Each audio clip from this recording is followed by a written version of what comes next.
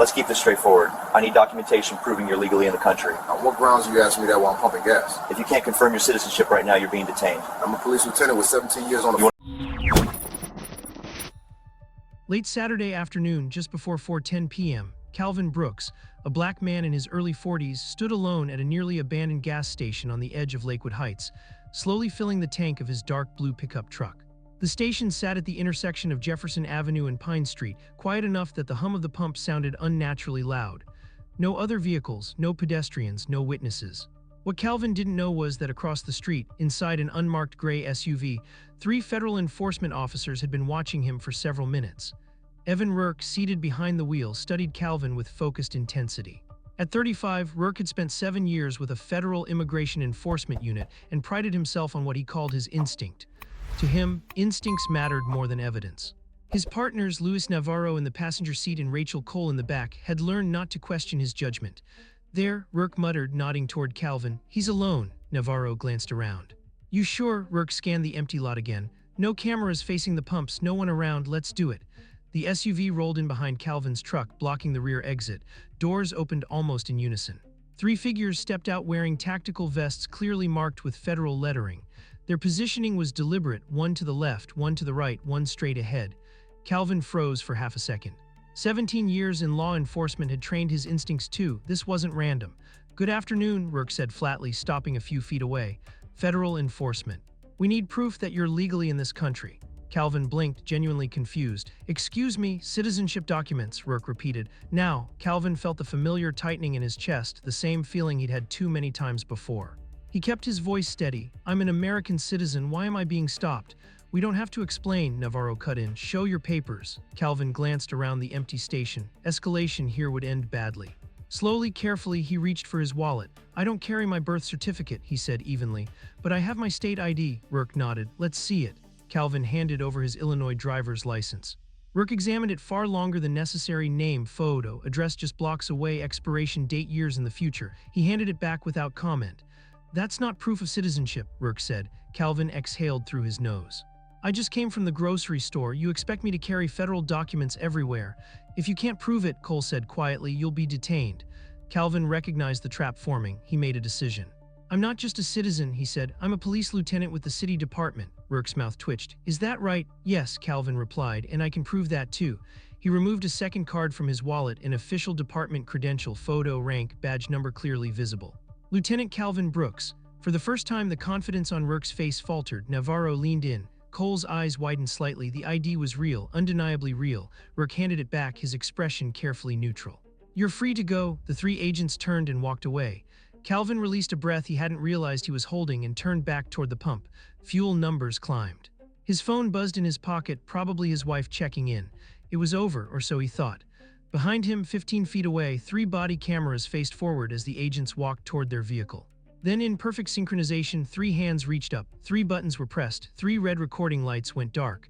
Calvin felt his blood run cold. Calvin sensed it before he fully turned around. The air behind him changed, heavier, charged. Footsteps approached again, faster this time, no longer professional or restrained. When he looked over his shoulder, all 3 agents were coming back toward him. But they weren't the same men who had just walked away. Evan Rourke's face was stripped of its official calm. His jaw was tight, his eyes sharp with something ugly and personal. Whatever restraint existed when the cameras were rolling was gone. "You know what's funny?" Rourke said, stopping inches from Calvin. His voice was low now. "You really think that badge makes you equal?" Calvin's grip tightened around the fuel nozzle. "What are you doing?" he asked. "You told me I was free to go." Rourke leaned closer. "You're not free, you're just confused." Before Calvin could react, Navarro grabbed his left arm and yanked him backward. The sudden force knocked him off balance. The nozzle slipped from his hand, clattering loudly against the concrete as gasoline splashed onto the ground. "This is illegal," Calvin shouted. "You saw my credentials." Cole moved in from the other side, twisting his right arm behind his back. The pain shot up his shoulder instantly. Rourke pressed him hard against the side of the truck, forearm across Calvin's chest. "That badge," he hissed, "it doesn't mean a damn thing to us." Calvin struggled instinctively. "I'm a police lieutenant. You are assaulting a law enforcement officer." "Not to us," Navarro snapped, wrenching his arm higher until Calvin gasped. Cold metal snapped around his wrists. The handcuffs were tight, deliberately so. Calvin looked around desperately. The station was still empty, no cars pulling in, no doors opening, no one looking out from the store, nothing but concrete, steel, and 3 agents who had chosen silence. Rourke leaned in close, his face inches from Calvin's. "You should have known better," he said quietly. "You don't belong, not here." They dragged him toward the SUV. Calvin planted his feet, trying to resist, but with his hands cuffed behind his back and three bodies overpowering him, it was useless. They shoved him into the back seat and slammed the door. As the vehicle pulled away, Calvin twisted awkwardly, straining to look through the rear window. His truck sat abandoned at Pump 4, groceries still in the bed, the fuel cap open. The nozzle lying on the ground like it had been dropped mid-thought. His phone vibrated once more in his pocket, then stopped. 20 minutes later, the SUV turned through a secured gate on Harrison Drive and pulled into a federal detention compound.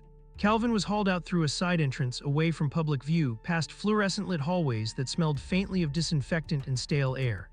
"New detainee," Rourke said at the intake desk. "Suspected immigration violation."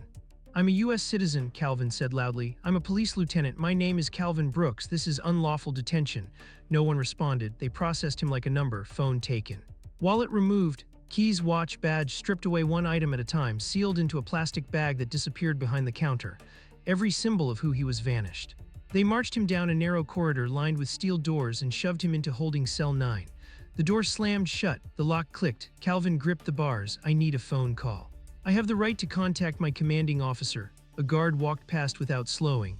"I am law enforcement," Calvin shouted after him. "You cannot hold me like this." Silence. He sat down on the cold metal bench, staring at the concrete floor. Somewhere outside those walls, his wife was waiting. His kids were waiting. Dinner was cooling on a table that assumed he'd be home. Instead, he had been erased.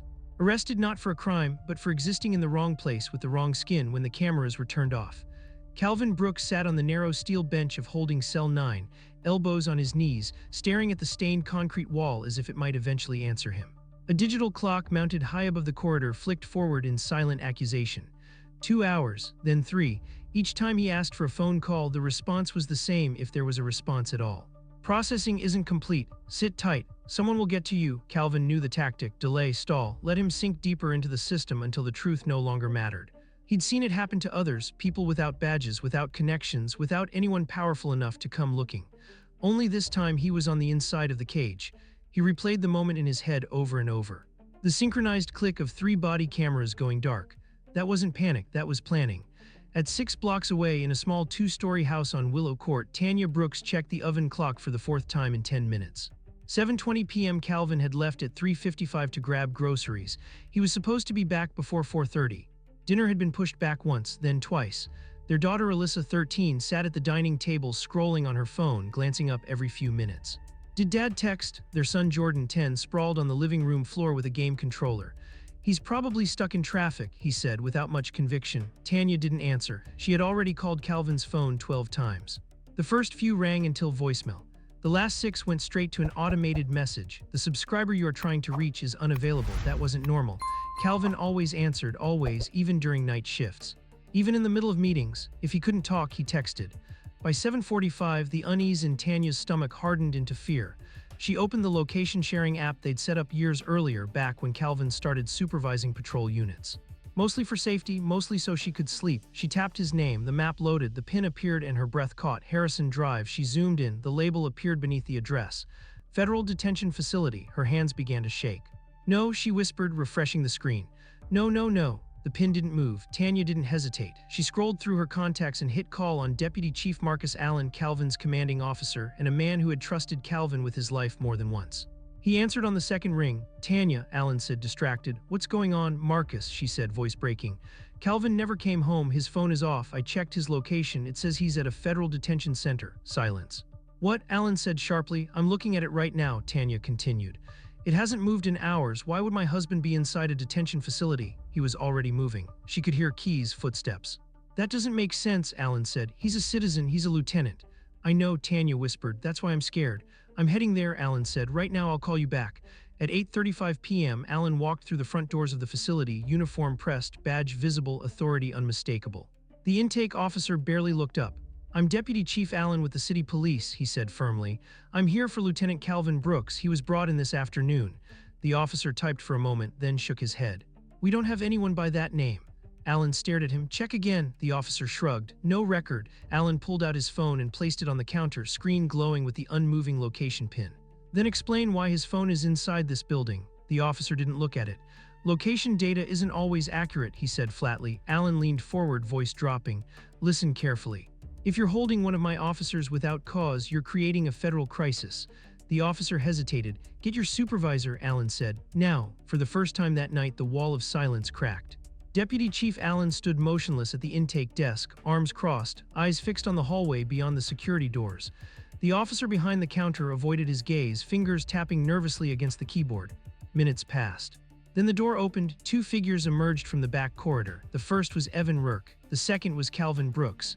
Allen felt the anger hit him like a physical blow the moment he saw his lieutenant.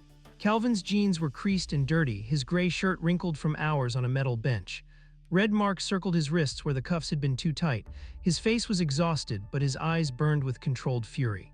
Lieutenant, Allen said sharply. Are you all right? Calvin nodded once. I am now. Allen turned slowly toward Rourke. The temperature in the room dropped. You detained one of my commanding officers, Allen said, voice calm but lethal. After he showed you valid identification, Rourke straightened. We had reason to believe his credentials required verification. Verification, Allen repeated, which you delayed for 6 hours. You never contacted my department. You denied having him here. Rourke said nothing. Bring his belongings, Allen ordered. A plastic bag was placed on the counter, phone, wallet, keys, watch, badge. Calvin's hands trembled slightly as he took them back. His phone lit up instantly, 37 missed calls. Allen didn't look away from Rourke. You understand how serious this is. Rourke shifted his weight. Our agents followed protocol. Calvin stepped forward. No, you didn't. The room went still. You waited until the station was empty, Calvin continued. You surrounded me. I showed you my driver's license. You rejected it. I showed you my badge. You examined it. You knew it was real. Allen's jaw tightened. And then, Calvin said, voice steady, you walked away while your cameras were recording. And when you thought you were out of view, all three of you shut them off together. Rourke's expression flickered. You came back, Calvin said. You told me my badge meant nothing, that I didn't belong. You handcuffed me, assaulted me, and dragged me here like I was property. Allen turned to Rourke again. Did you turn off your body cameras? Rourke hesitated just long enough. Those cameras automatically don't, Allen cut him off. I've worn one for 20 years. Silence. Allen exhaled slowly. You understand that turning off a body camera during enforcement isn't a policy violation, it's a crime. Rourke swallowed. Calvin slid his phone into his pocket. I gave you his number, he said. I begged you to call him, no response. You erased me, Calvin said, on purpose. Allen stepped closer to Rourke. This isn't going away. Calvin walked out of the facility with Allen beside him, night air hitting his lungs like freedom he didn't trust yet. Outside, a familiar car screeched to a stop. Tanya was out before the engine fully died. She wrapped her arms around Calvin, holding him as if he might vanish again. I'm here, he whispered. I'm okay, but he knew that wasn't the truth, because what happened at that gas station wasn't a mistake. It was a system exposed for the first time by the wrong man in the wrong place who refused to disappear quietly. And the consequences were just beginning. Calvin Brooks didn't sleep that night. Every time he closed his eyes, he saw it again, 3 hands rising in unison, 3 red lights going dark. That image burned deeper than the handcuffs, deeper than the cell. By morning, Deputy Chief Allen was already on the phone with Internal Affairs and the city's legal department. But it was Allen who said the words Calvin hadn't yet allowed himself to think. You need an attorney, Allen told him, not department counsel, someone independent. By noon, Calvin was sitting across from Marion Holt, a civil rights attorney known for taking cases no one else wanted. She listened without interrupting, taking notes, her expression unreadable. When he finished, she asked one question. Were there cameras at the gas station? Calvin froze. I didn't check. We will, Holt said. 2 days later, her investigator pulled the footage. The security video had no sound. It didn't need it. It showed Calvin alone at the pump, a gray SUV entering the frame, 3 agents exiting, surrounding him. Calvin handing over documents, the agents examining them, then unmistakably turning and walking away, resolved, except it wasn't. The footage captured the exact moment all 3 agents simultaneously reached up and shut off their body cameras. Then they turned back. The arrest happened fast, violent. Calvin never raised his hands, never resisted, never stepped away. Holt leaned back in her chair when the video ended. This isn't misconduct, she said quietly. This is a felony. She subpoenaed the body camera footage. What came back was worse. The recordings showed the approach, the demand for citizenship papers. Calvin calmly explaining who he was, the agents examining his badge. Then the footage ended, all 3 feeds cutting to black at the same second. When the cameras resumed nearly half an hour later, the agents were already driving. No mention of Calvin, no arrest report, no explanation. A man had been taken off camera and erased. Holt went deeper. She pulled complaint records. Evan Rourke had 9 prior allegations of racial profiling. Luis Navarro had 6. Rachel Cole had 4, 19 complaints between them. All dismissed. Then Holt requested detention records from the past 24 months. The pattern was undeniable: 43 stops, 39 involved Black or Latino citizens. Only 5 resulted in any actual immigration violation. That meant 34 American citizens had been detained, questioned, and released. No apologies, no reports, no accountability. Holt's investigator tracked them down. 14 agreed to talk, different neighborhoods, different years, same story: stopped while shopping, while walking home, while sitting in a park, demanded papers, held for hours, released without explanation. Most had been too afraid to complain. Calvin wasn't. 3 weeks after the arrest, Holt filed a federal civil rights lawsuit. The filing named Rourke, Navarro, and Cole individually and the federal agency for failure to supervise. The damages sought: $13.4 million. The footage went public 48 hours later. By morning, it was everywhere: national news, social media, congressional aides sharing links in private group chats. The clip looped endlessly.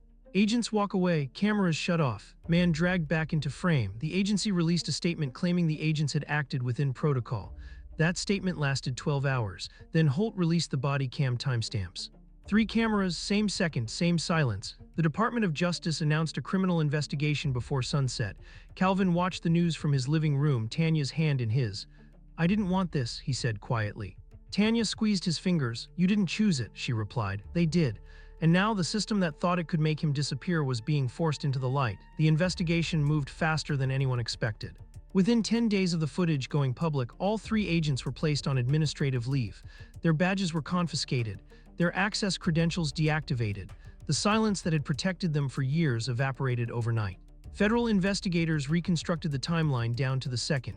The gas station footage, the synchronized camera shutdown, the undocumented 30 minutes, the false intake report. There was nowhere left to hide.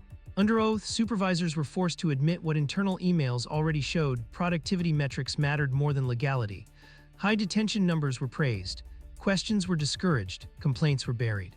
Rourke had been celebrated internally: proactive, efficient, aggressive. No one had asked why most of his stops ended with innocent citizens quietly released. 6 weeks after Calvin's arrest, the agency terminated all 3 agents for gross misconduct and violation of constitutional rights. Their federal credentials were permanently revoked. They would never work in law enforcement again. Criminal charges followed. Rourke faced multiple counts of conspiracy and deprivation of rights under color of law. Navarro and Cole were charged as co-conspirators. The courtroom was silent when the prosecutor played the footage. 3 cameras, 3 clicks, darkness. No defense argument could explain that. Outside the courthouse, cameras waited. Rourke didn't look up as reporters shouted questions. "How does it feel knowing you destroyed an innocent man's life? Why did you turn off your camera? Was it worth it?" He never answered. Calvin did. Standing beside Holt, he spoke calmly. This case was never about revenge, it was about truth. Behind the scenes, the civil case collapsed the agency's legal position completely. Internal documents showed ignored warnings, repeated complaints, and supervisors who knowingly allowed unconstitutional practices to continue. 14 months after the arrest, the government settled. $13.4 million, the largest wrongful detention settlement in state history, but the money came with conditions: mandatory nationwide policy reforms, independent civilian oversight, automatic termination for camera tampering, annual bias and constitutional training requirements. Audits followed. Across the country, similar patterns emerged: 81 agents flagged, 60 forced resignations, 21 criminal referrals. The system Calvin had fallen into was larger than any one man, and now it was cracking. Rourke's life unraveled quickly. No law enforcement job, no federal work, no private security. He took a warehouse position at $15 an hour. His marriage collapsed under the weight of public scrutiny. His name became searchable shorthand for everything that had gone wrong. Navarro and Cole fared little better: retail jobs, quiet disappearances from public life, careers ended permanently by one decision they couldn't undo.